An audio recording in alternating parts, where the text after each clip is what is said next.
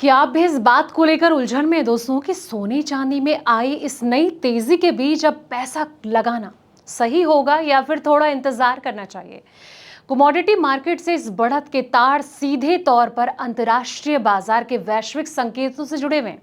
चाहे बात डॉलर रुपए के समीकरण की हो या फिर दुनिया भर के सेंट्रल बैंक द्वारा की जा रही खरीदारी की, ये सारे जो ग्लोबल फैक्टर्स हैं आपके जेब और इन्वेस्टमेंट पर असर डाल रहे हैं।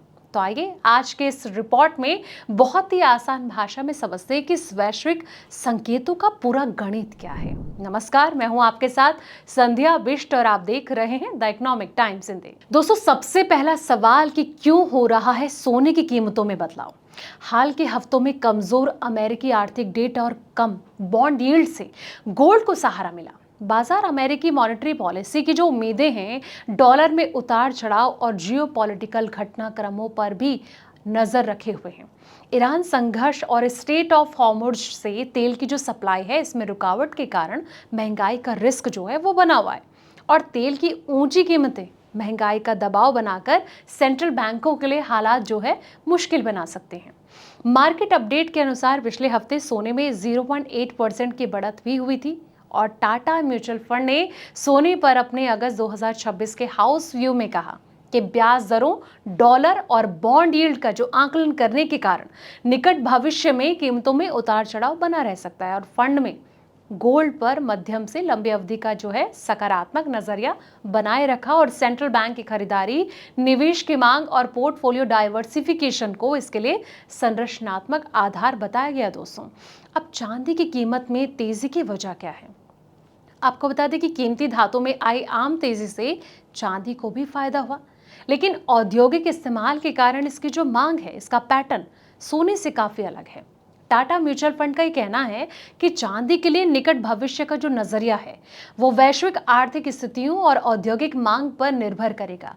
फंड का ये कहना है कि सोलर इंस्टॉलेशन में कमी और सप्लाई की तंगी में ढील से कीमतों में ठहराव और ज्यादा उतार चढ़ाव का दौर आ सकता है और साथ ही फंड हाउस को यह उम्मीद है कि इलेक्ट्रॉनिक्स, एआई संबंधित हार्डवेयर, रिन्यूएबल एनर्जी इंफ्रास्ट्रक्चर और सोलर पावर में इस्तेमाल से लंबी अवधि की मांग को फायदा होगा। निवेशकों को किन बातों पर अब ध्यान देना चाहिए? सोने के लिए कुछ बातें ऐसी हैं कि यूएस में ब्याज दरों को लेकर उम्मीदें हो गया, बॉन्ड यील्ड हो गया, डॉलर और जियोपॉलिटिकल रिस्क हो गया।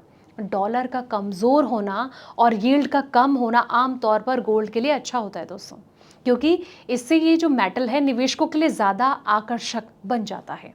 अब चांदी की कीमतों में ज्यादा उतार चढ़ाव देखने को मिल सकता है क्योंकि उसकी जो कीमत है वो तय करने में इंडस्ट्रियल डिमांड की बड़ी भूमिका होती है। टाटा म्यूचुअल फंड ने मध्यम से लंबी अवधि के लिए निवेश करने वाले जो निवेशक हैं, इनको धीरे धीरे निवेश करने यानी कि स्टेटगर्ड इन्वेस्टमेंट का तरीका अपनाने का सुझाव दिया है। अलग अलग कीमतों मेटल्स में निवेश के लिए ये सोने में ज्यादा निवेश करने को प्रायोरिटी देता है क्योंकि इसमें सुरक्षात्मक गुण होते हैं और साथ ही चांदी में लंबी अवधि में ग्रोथ की संभावना भी होती है। दोस्तों, फंड हाउस ने 70:30 के गोल्ड टू सिल्वर एलोकेशन को एक बड़े रणनीतिक ढांचे के तौर पर बताया, ना कि शॉर्ट टर्म ट्रेडिंग कॉल के तौर पर।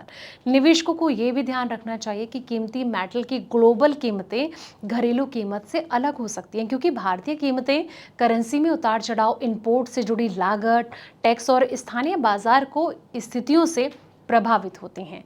हफ्ते के पहले कारोबारी दिन सोने और चांदी की जो कीमतें, इसमें बढ़ोतरी हुई।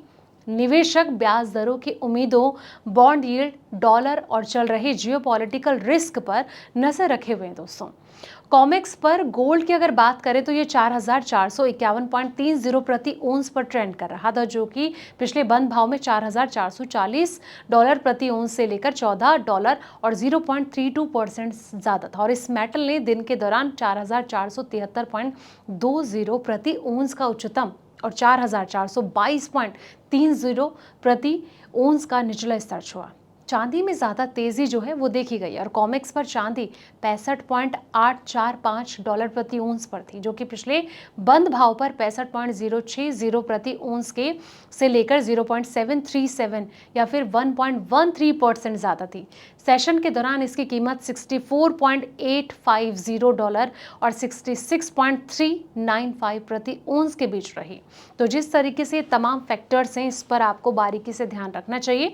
गोल्ड और सिल्वर की चाल आगे आपको किस और नजर आती है, कमेंट बॉक्स में अपनी राय जरूर दें। और जाते जाते इस रिपोर्ट को लाइक करें, शेयर करें, चैनल को सब्सक्राइब करना ना भूलें। ऐसे पल पल के अपडेट्स के लिए आप देखते रहें द इकोनॉमिक टाइम्स हिंदी।